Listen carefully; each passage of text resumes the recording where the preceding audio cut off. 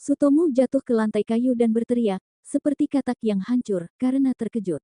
Suara-suara keras dan tidak teratur memasuki telinganya. Dan setelah beberapa waktu, dia mendapati dirinya dalam pakaian compang camping, polos, berwarna coklat muda. Dia memeriksa sekujur tubuhnya dan lega melihat tangannya masih ada di sana. Sementara dia memeriksa kelainan lain, pria di sampingnya mencengkeram kerahnya dan mengangkatnya dengan agak paksa. Ini pertama kalinya kamu respawn setelah mati, kan? Bisakah kamu berdiri dengan benar? Ya. Pria itu mengenakan pakaian nila berkualitas tinggi, dengan bintang emas ditempelkan di dadanya, seperti seorang prajurit. Saat dia dijemput oleh pria itu, Sutomu berhasil menopang dirinya dengan tongkat hitam yang dia jatuhkan. Tinggi Sutomu sekitar 170 cm, tetapi setelah berdiri, dia menemukan bahwa pria itu tingginya sekitar 190 cm. Dia merasa, pada saat itu, seolah-olah dia sedang diinterogasi oleh seseorang dari polisi. Hei kau, di mana kartu statusmu? Kartu status S. Kamu seorang penyelam, bukan? Mencurigakan, pria jangkung itu menyipitkan matanya ke arahnya, dan Sutomu menyusut ketakutan. Pria itu menatap Sutomu dan menghela nafas. Ini adalah Dungeon para dewa. Setiap orang memiliki hak untuk masuk. Anda mungkin anak yatim piatu. Lagi pula, dari mana Anda mendapatkan tongkat itu? Petik 2. Kurasa ingatanmu masih sedikit kabur. Bagaimanapun, jika Anda tidak memiliki kartu status dan Anda terjun ke ruang bawah tanah dengan tongkat itu, maka orang-orang akan membicarakan Anda. Ini mungkin bukan peralatan asli Anda. Tapi tidak ada yang cukup bodoh untuk meninggalkan sesuatu seperti ini di dataran, yang berarti Anda mungkin mendapatkan ini dari peti harta karun. Warna apa itu? Itu berkilau dan berkilau. Hampir seperti memantulkan cahaya dari matahari. Di bawah interogasi cepat, Sutomu menjawab tanpa memahami gawatnya situasi. Tongkat hitam yang dipegang Sutomu adalah tongkat tingkat tinggi yang terbuat dari tetesan langka dari kota kuno di lantai 90. Ketika Sutomu menggambarkan peti harta karun yang berisi tongkat, ekspresi pria itu menunjukkan sedikit kegembiraan. Itu, jenis yang memberikan hadiah suci. Kamu benar-benar beruntung. Sutomu memberikan senyum palsu ketika pria itu menepuk bahunya dan, akhirnya, dia bisa melihat sekeliling. Ada dragonyuts dengan sisik merah padat di kaki mereka. Ada juga bismen yang bergerak dengan gesit, semuanya dengan membawa berbagai karakteristik dari hewan. Pria yang memegang bahunya memiliki telinga anjing hitam di kepalanya dan ekor hitam bergoyang ke sana kemari. Tentu saja, ada juga banyak manusia biasa. Ada orang-orang yang melirik wanita penerima tamu dan orang-orang yang memoles baju besi mereka. Ada juga orang yang menanyakan keberadaan mereka di sekitar Sutomu. Maaf, saya menjadi agak terlalu bersemangat. Haruskah kita menilai item ini? Petik 2. Tentu. Sutomu merasa sedikit takut karena tatapan penasaran yang dia dapatkan, tetapi dia terus berjalan, seolah-olah sedang dipimpin oleh manusia anjing. Saat melakukannya, dia melihat sejauh mungkin ke kejauhan. Semua yang dia lihat adalah langsung dari fantasi, ada elf dengan telinga tajam dan rambut pirang, lelaki tua setinggi anak sekolah dasar, dan bahkan orang-orang dengan bulu. Bangunannya juga agak aneh. Sebagian besar, mereka adalah struktur kayu. Namun, tempat asal Sutomu sekarang adalah pintu yang gelap gulita, seolah-olah memotong lubang melalui ruang itu sendiri. Saat Sutomu melihat, pintu hitam itu terbuka. 5 orang yang mengenakan pakaian serupa dengannya terlempar keluar dan ke lantai. Kemudian, seperti yang terjadi padanya, penjaga berseragam nila mengawal mereka keluar dari gedung. Menatap matanya, ada monitor seperti fantasi di udara. Di monitor mengambang holografik, sebuah party yang melawan goblin diproyeksikan. Di sini, silakan masuk. Sebelum dia bisa menjawab, dia didorong ke ruang pribadi. Di belakang konter duduk seorang gadis kucing berpakaian nila, bersandar pada sikunya karena bosan. Kemudian, hampir seperti bangun, melihat Sutomu dan manusia anjing, dia memanggil mereka dengan kagum. Jarang anak anjing pintar datang ke sini. Aku juga tidak ingin melihatmu, tapi hargai orang ini untuk saat ini. Saya tidak tahu apakah itu adalah takdir ilahi, tetapi dia berhasil mendapatkan benda itu dalam penyelamannya. Apakah itu tongkat? Biar kulihat. Telinga gadis kucing itu berdiri tegak dan pupil matanya yang berbentuk almond menyempit saat dia menilai tongkat yang diberikan Sutomu. Mumumu, si gadis kucing melafalkan dengan lembut saat dia menyalurkan kekuatan sihir ke tongkat dan berbicara dengan kaget. Ini adalah barang paling berharga yang pernah saya nilai. Karena level skillku tidak cukup tinggi, aku hanya bisa melihat efek quick spell, singkatan canting. Kemungkinan besar memiliki efek lebih dari itu. Selain itu, konduktivitas kekuatan magisnya berada pada level tertinggi. Bahkan hanya dengan ini, ia memiliki nilai yang cukup besar, 10 batu ajaib kualitas terbaik, tunggu, ditambah 2 batu ajaib api ekstra. Itu seharusnya menjadi nilai sekarang. Sebenarnya, menggunakan mantra penilaian sederhana seperti itu pada item dengan kualitas ini adalah perbuatan asusila, jadi mengapa tidak membuat biaya penilaian gratis? Orang ini pergi menyelam. Tidakkah menurutmu dia punya uang? Benar, namun, level skillku mungkin meningkat jika aku menilai ini. Hei, kamu. Saya baik-baik saja jika Anda membayar nanti, tetapi apakah Anda keberatan meninggalkan ini bersama saya? Untuk saat ini, satu batu ajaib berkualitas sedang berukuran sedang seharusnya cukup untuk menutupi biayanya. Petik 2. Gadis kucing berambut putih itu mencondongkan tubuh ke counter. Meskipun dia menawarkan untuk hanya menerima satu batu ajaib berukuran sedang, Sutomu masih samar-samar tidak setuju dan menatap pria anjing itu tanpa sadar. Lelaki anjing itu bergumam dan menggaruk dagunya, sebelum berjongkok sedikit agar sejajar dengan Sutomu. Orang ini merosot tapi dia yang terbaik dalam penilaian. Hanya satu batu berukuran sedang adalah biaya yang belum pernah terjadi sebelumnya dalam kasusnya. Petik 2. Ada sesuatu yang tidak perlu di sana, tapi oh well. Bagaimana? Onesan biasanya menawarkan penilaian pada satu batu ajaib besar. Yang bisa saya katakan adalah meskipun dia bilang dia bisa menunggu sisa uangnya, dia biasanya hanya menunggu setengah hari. Dengan kata lain, Anda sebaiknya menjualnya sekarang juga.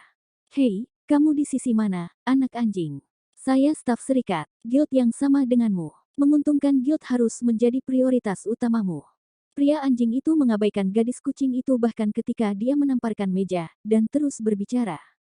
Tongkat itu mungkin item tingkat atas. Mungkin jika Anda menggunakannya, Anda bisa melampaui dinding lantai 50, dan mendapatkan kekayaan besar dan ketenaran besar. Apakah Anda masih ingin menjualnya? Petik 2, petik 2.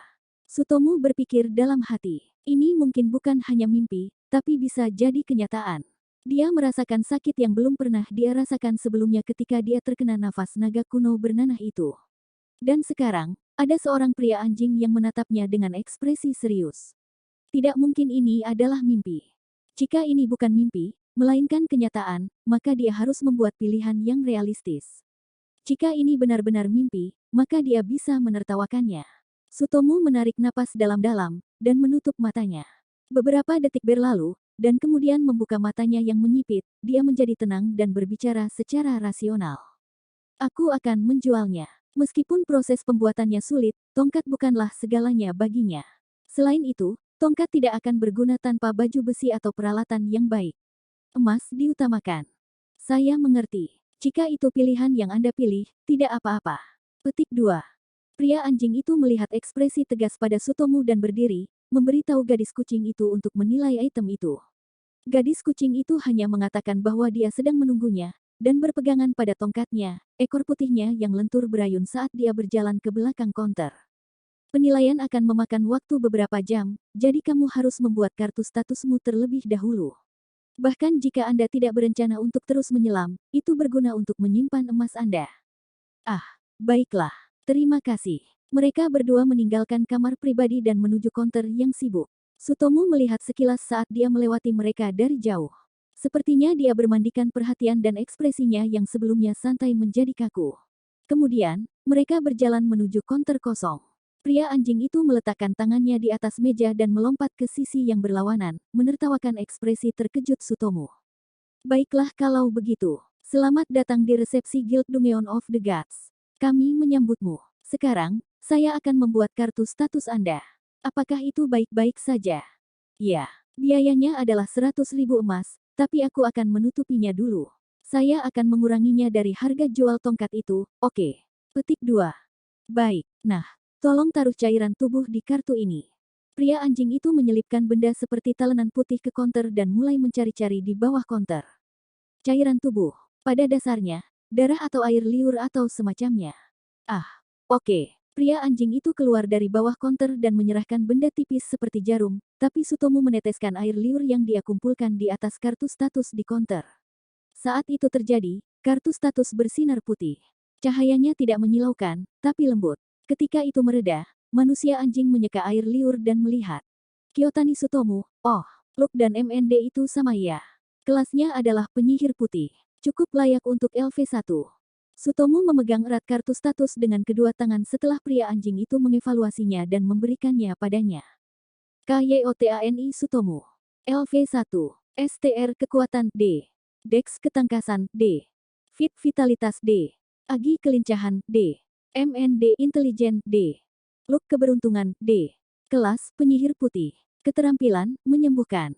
Penyihir putih, ya, itu pasti berarti itu akun utamaku. Apakah karena yang menerima undangan dewa adalah akun utamaku? Sutomu berpikir sambil meletakkan kartu itu kembali. Lain kali, tolong percayakan ini pada resepsionis sebelum memasuki Dungeon. Penyelam orang yang tidak memiliki kartu status akan tetap menerima pemberian Tuhan, tetapi bukan aturan Tuhan. Hah? Pemberian Tuhan, aturan Tuhan. Bahkan jika kamu mati di dalam Dungeon, kamu akan dihidupkan kembali di pintu hitam itu.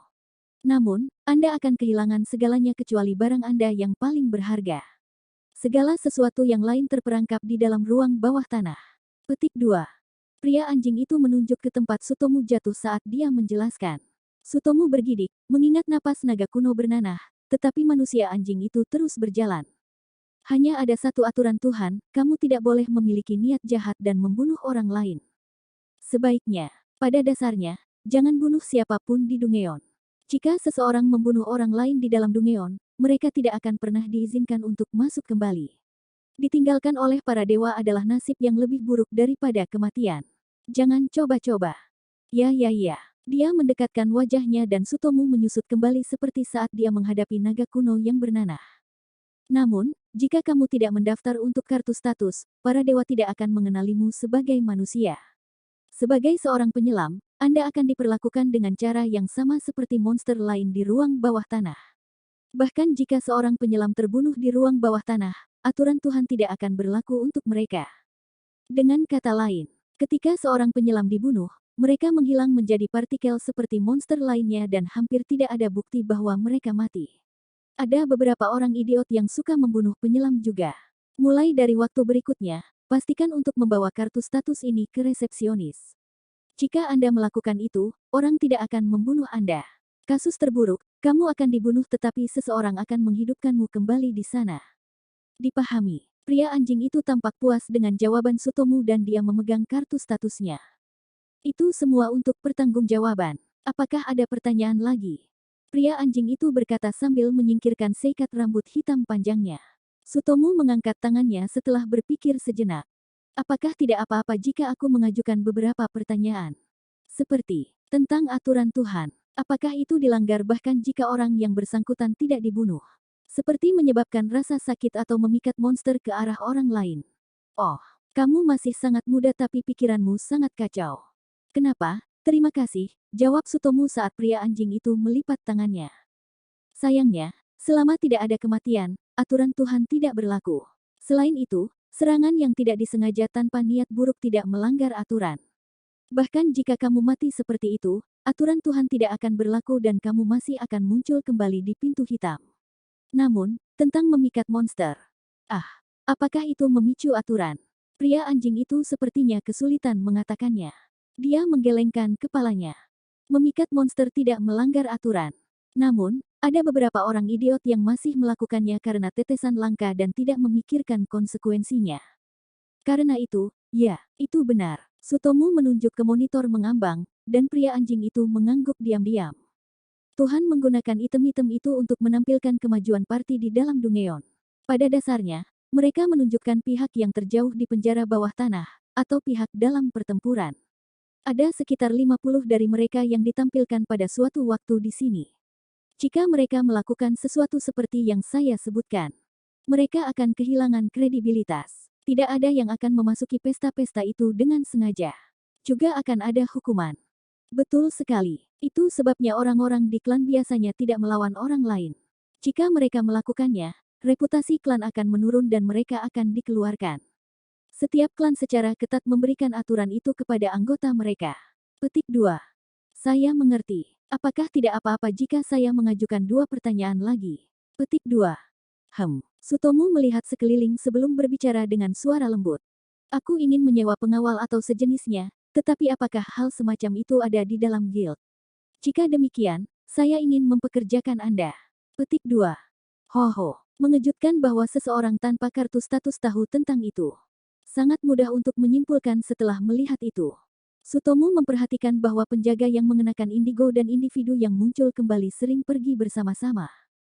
Mereka yang keluar dari pintu hitam, dengan hanya satu senjata atau sepotong baju besi, dan staf membimbing mereka keluar guild. Sutomo bertanya-tanya mengapa mereka pergi sejauh itu untuk membimbing mereka ke pintu masuk guild, belum lagi membimbing mereka ke resepsi. Namun, mendengar tentang penyelam berburu dari manusia anjing, dia bisa menebak bahwa keselamatan publik di sini tidak baik. Dia bisa langsung membayangkan tatapan jahat seseorang akan datang ke sini dengan perlengkapan yang sangat buruk.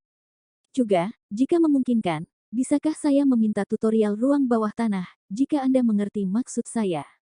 Saya akan berterima kasih jika saya belajar apa yang harus dilakukan dan apa yang tidak boleh dilakukan di ruang bawah tanah, serta bagaimana menaklukkannya secara efektif.